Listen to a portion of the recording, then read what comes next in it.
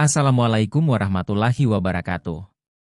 Pertama-tama mari kita panjatkan puja dan puji syukur kita kepada Allah Subhanahu wa Ta'ala. Karena kita bisa berjumpa lagi di channel ini. Sahabat ahli surga yang dirahmati Allah Subhanahu wa Ta'ala. Semoga kita semua dalam keadaan sehat dan selalu dalam lindungan Allah Subhanahu wa Ta'ala. Hari ini kita akan membahas sebuah topik yang sangat penting, terutama bagi kita sebagai umat Islam, yaitu cara memilih pemimpin yang baik menurut ajaran Islam. Memilih pemimpin bukan sekadar soal siapa yang populer atau siapa yang banyak pendukungnya, tapi ada kriteria yang harus kita perhatikan. Yuk, kita bahas secara detail. Islam memandang pemimpin sebagai sosok penting dalam kehidupan umat. Pemimpin yang baik adalah pelindung rakyatnya, seperti sabda Rasulullah Shallallahu Alaihi Wasallam. Seorang imam adalah pemimpin dan dia akan dimintai pertanggungjawaban atas kepemimpinannya. Hadis riwayat Bukhari. Berikut adalah kriteria pemimpin yang baik menurut Islam. Memilih pemimpin merupakan tanggung jawab besar dalam Islam. Pemimpin adalah panutan yang akan membawa arah kehidupan masyarakat, baik di dunia maupun akhirat. Oleh karena itu, Islam memberikan panduan agar umat dapat memilih pemimpin yang baik. Berikut adalah beberapa kriteria dan cara memilih pemimpin yang sesuai dengan ajaran Islam. Yang pertama, beriman dan bertakwa. Pertama dan yang paling utama, seorang pemimpin harus beriman dan bertakwa kepada Allah Subhanahu wa Ta'ala. Kenapa? Karena pemimpin yang beriman akan selalu menjadikan Al-Quran dan Sunnah Rasulullah Shallallahu Alaihi Wasallam sebagai pedoman. Kalau dia takut kepada Allah, dia akan menghindari segala bentuk kezaliman dan kemaksiatan. Pemimpin yang baik harus memiliki keimanan dan ketakwaan kepada Allah Subhanahu wa Ta'ala. Dalam Al-Quran disebutkan, janganlah orang-orang mukmin mengambil orang-orang kafir menjadi wali, pemimpin, dengan meninggalkan orang-orang mukmin. Quran Surat Ali Imran, ayat yang ke-28. Pemimpin yang beriman akan menjadikan syariat Islam sebagai pedoman utama dalam kepemimpinannya. Kita bisa belajar dari kisah Nabi Muhammad Shallallahu Alaihi Wasallam. Beliau adalah contoh terbaik seorang pemimpin yang beriman. Saat perjanjian Hudaybiyah, misalnya, meskipun syarat-syarat yang diajukan Quraisy terlihat tidak adil, Nabi tetap memilih jalur damai demi kemaslahatan umat. Beliau yakin bahwa keimanan kepada Allah adalah landasan utama untuk mencapai keberhasilan, bukan ego atau amarah. Yang kedua, amanah.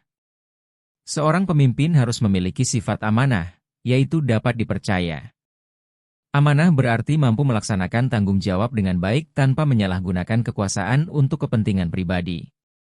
Rasulullah Shallallahu Alaihi Wasallam bersabda, apabila amanah disia-siakan, maka tunggulah kehancuran. Hadis riwayat Bukhari. Pemimpin yang baik harus amanah. Amanah artinya bisa dipercaya dan bertanggung jawab. Rasulullah Shallallahu Alaihi Wasallam dikenal sebagai Al-Amin sejak muda, yaitu orang yang dapat dipercaya. Bahkan sebelum beliau menjadi nabi, masyarakat Quraisy selalu menyerahkan barang-barang berharga kepada beliau karena yakin akan kejujurannya. Kisah lain datang dari Nabi Musa alaihi salam.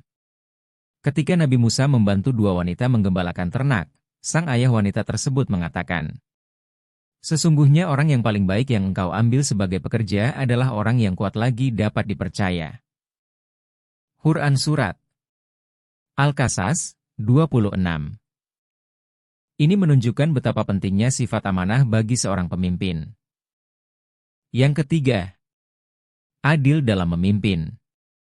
Keadilan merupakan salah satu sifat utama yang harus dimiliki seorang pemimpin. Pemimpin yang adil tidak akan membeda-bedakan rakyatnya berdasarkan suku, agama, atau golongan. Sebagaimana firman Allah dalam Al-Quran. Dan berlaku adillah. Sesungguhnya Allah menyukai orang-orang yang berlaku adil. Quran Surat Al-Maidah, ayat yang ke-8. Pemimpin yang baik harus adil. Nabi Sulaiman adalah contoh pemimpin yang sangat adil. Salah satu kisah terkenal adalah saat beliau memutuskan perkara antara dua wanita yang memperebutkan seorang bayi. Dengan kebijaksanaan dan keadilan, beliau berhasil mengetahui siapa ibu kandung bayi tersebut. Yang keempat, memiliki ilmu dan kemampuan. Seorang pemimpin harus memiliki ilmu yang cukup dan kemampuan memimpin yang baik. Tanpa ilmu, seorang pemimpin akan sulit membuat keputusan yang bijaksana. Dalam Al-Quran, Nabi Yusuf alaihi salam meminta jabatan karena memiliki kemampuan. Jadikanlah aku bendaharawan negara, Mesir, sesungguhnya aku adalah orang yang pandai menjaga lagi berpengetahuan. Quran Surat Yusuf, ayat yang ke-55. Ilmu dan kemampuan juga menjadi kriteria penting seorang pemimpin. Contohnya adalah Nabi Yusuf alaihi salam. Ketika Mesir mengalami krisis ekonomi, Nabi Yusuf dengan bijaksana menawarkan diri untuk mengelola perbendaharaan negara. Karena ilmunya, Nabi Yusuf berhasil menyelamatkan Mesir dari kelaparan. Dari sini kita belajar, pemimpin harus punya ilmu dan kemampuan yang mumpuni untuk menghadapi tantangan. Yang kelima, menegakkan hukum Allah Subhanahu wa Ta'ala.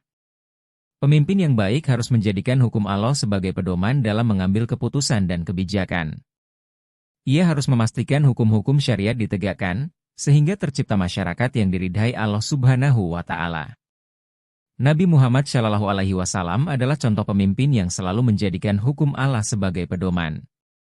Dalam Perang Badar, ketika ada tawanan yang melanggar perjanjian, Rasulullah tidak ragu menegakkan hukum Allah meskipun keputusan tersebut berat.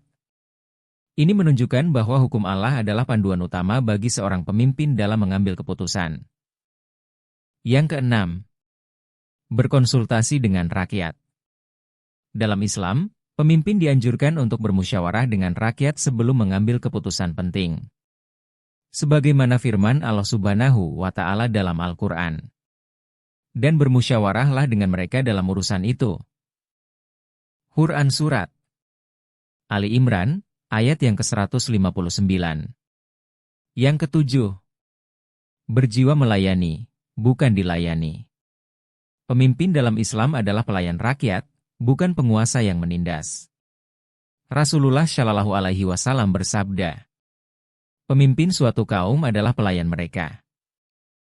Hadis riwayat Abu Nuaim. Pemimpin dalam Islam adalah pelayan rakyat. Nabi Muhammad SAW sering turun langsung membantu umat, seperti saat menggali parit dalam perang Khandaq atau membangun Masjid Nabawi. Bayangkan, seorang pemimpin umat terbesar tetap rendah hati dan mau bekerja keras bersama rakyatnya. Ini adalah teladan yang harus kita cari dalam seorang pemimpin. Sahabat ahli surga yang dirahmati Allah Subhanahu wa Ta'ala. Selain diatur dan dijelaskan dalam Islam, cara memilih pemimpin yang baik juga dapat dinilai dalam hal praktik. Contoh umum yang dapat dilihat dan dianalisis oleh kita sebagai masyarakat yaitu: kenali track rekornya, pastikan calon pemimpin memiliki rekam jejak yang baik dalam memimpin atau dalam kehidupan sehari-harinya. Perhatikan programnya, pilih pemimpin yang memiliki visi dan misi sesuai dengan nilai-nilai Islam dan berpihak pada kepentingan umat. Selain itu, cari referensi terkait calon pemimpin yang akan dipilih. Tanyakan kepada tokoh masyarakat atau ulama mengenai calon pemimpin yang layak dipilih. Yang terakhir yaitu doa dan istikharah. Mohon petunjuk kepada Allah melalui doa dan sholat istikharah agar diberi pilihan terbaik. Memilih pemimpin itu bukan hanya soal duniawi, tapi juga akan dipertanggungjawabkan di akhirat. Jadi, mari kita pilih pemimpin yang benar-benar sesuai dengan kriteria yang diajarkan dalam Islam. Semoga kita semua selalu diberi petunjuk oleh Allah dalam memilih pemimpin yang sesuai dengan ajaran Islam. Pesan yang dapat diambil dari video ini yaitu: memilih pemimpin adalah amanah yang akan dimintai pertanggungjawabannya di hadapan Allah. Oleh karena itu, penting bagi setiap umat Islam untuk memilih pemimpin yang memiliki sifat-sifat mulia, amanah, dan mampu membawa kemaslahatan bagi umat. Semoga kita diberikan kemudahan dalam memilih pemimpin yang diridhai Allah Subhanahu wa Ta'ala.